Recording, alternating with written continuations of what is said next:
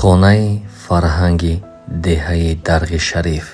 Хуш омадед бобоҷон бар деҳи Дарғи калон, нури дида тоҷи сар, қадамҳои мамлакат. инҷо аз сари нав тавассути дастгирии бевоситаи ҳукумати ноҳияи Айнӣ ва соҳибкори маҳаллӣ ҳоҷи Низомиддин аз сари нав инҷо эҳё мегардад. ба ҳар коре ки ҳиммат баста гардад, агар хоре бувад гулдаста гардад. инҷо хонаи фарҳанги деҳаи Дарғи шариф пас аз таъмир мебошад. инҷо китобхонаи назди хонаи фарҳанг мебошад ки пурра низ таъмир карда мешавад.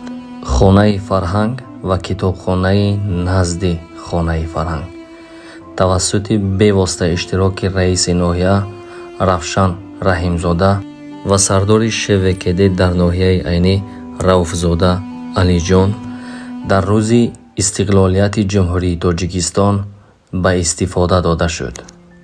таъминоти китобхонаи мазкур бо китоб аз ҷониби сокини маҳаллӣ Меҳроҷиддин Амонзода сурат гирифт. хонаи фарҳанги деҳаи Дарғи шариф дорои 220 ҷойи нишаст буда ҷавобгӯ ба талаботи имрӯза мебошад.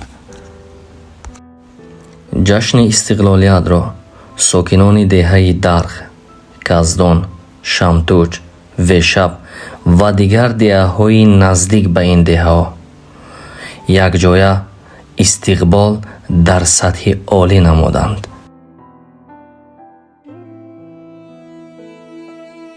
хонаи фарҳанги деҳаи Дарғи шариф пеш аз таъмир. бинои мазкур пас аз таҷдид чунин шаклро соҳиб гардид.